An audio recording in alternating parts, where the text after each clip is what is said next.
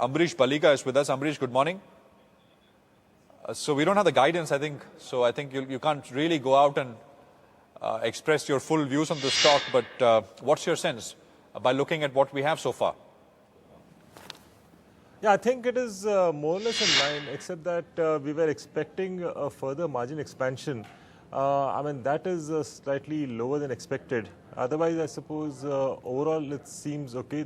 Like you rightly said, nothing majorly exciting.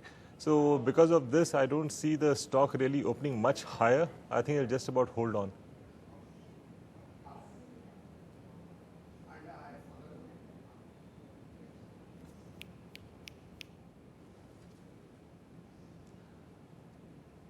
Here, Ambrish.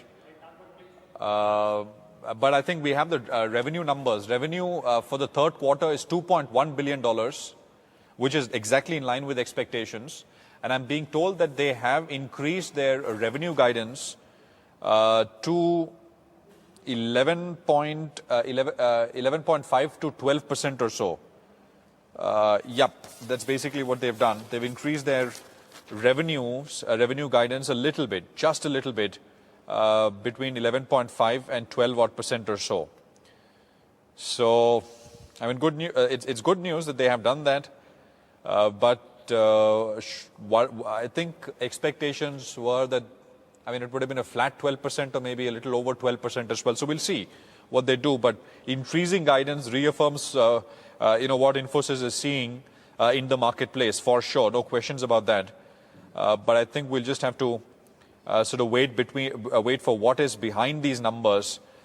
11.5 to 12% is good. So the lower end has been bumped up from 10% to 11.5. The upper end is still at 12%. That's why, I'm not throwing up my hands and saying this is a great, sort of great vote of confidence as far as the full year is concerned. But this is still okay. And they've at least upped their guidance and kind of reaffirmed that indeed fiscal 14 is going to be much better than what many had thought it would be when we began the year. So that's good news, no doubt about it. Third quarter revenue has come in bang exactly at $2.1 billion.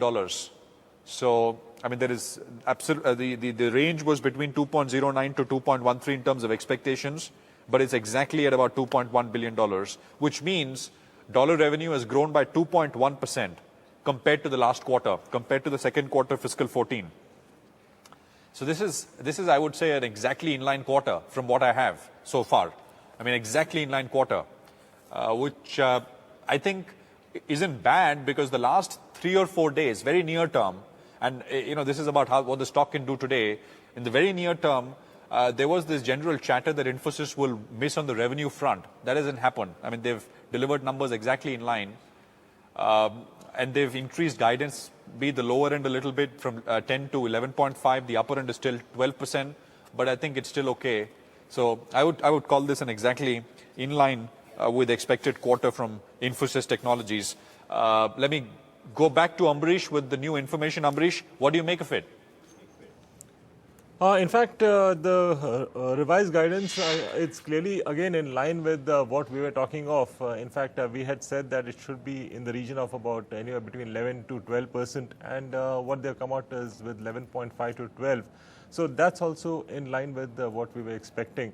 I think that additional expenses, which I think they have booked this quarter, seems to be of the visa charges, visa expenses. I think that is what possibly, if that was not there, maybe we could have seen the margins slightly higher. Ambrish, what do you expect the stock to do? No, like I said, I don't see the stock really moving up majorly because of this set of results. Because we should remember that we have seen this stock really, move up from those levels of 2,000, 2,200 to the current levels, so which means that most of the good news is already priced in.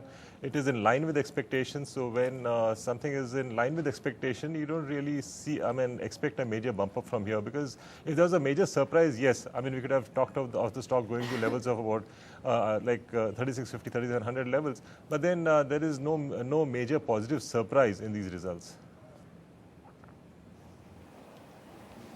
Rajat Bose is with us as well, and I hope you can hear me now. Rajat, good morning, and I hope that you were able to hear what we were talking about.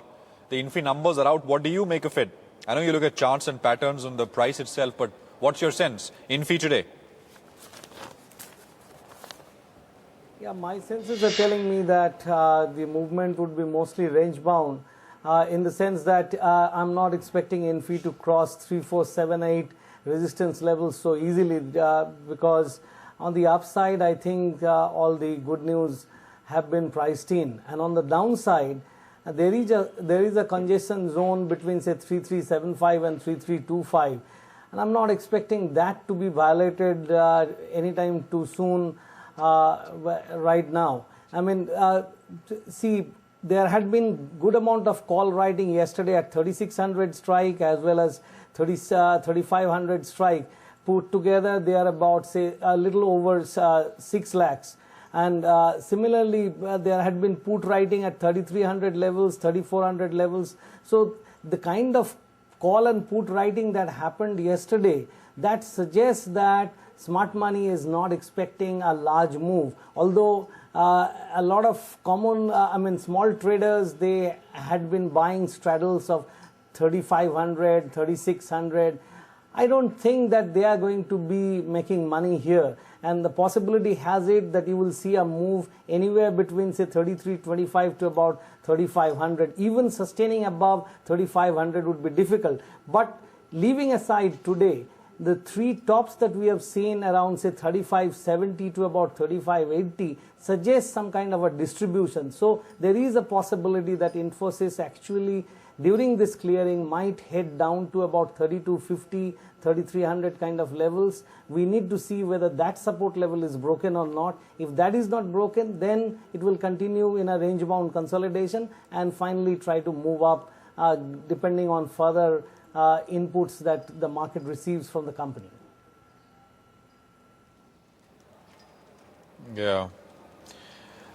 Amrish, so Infosys hasn't exactly been the leader in terms of growth, but TCS will report. I can tell you that revenue growth expectation from TCS is 1.9%. Wipro is almost about 2.7% or so. What's your sense? How will the other tech stocks react to the Infi numbers, if at all? What's your sense? I mean, the larger ones at least. I don't think Infi numbers will really have an effect on something like a TCS, which is clearly seen as a leader. And we expect TCS growth to be in the region of about 2.6 to 2.8, slightly higher than what the market is expecting.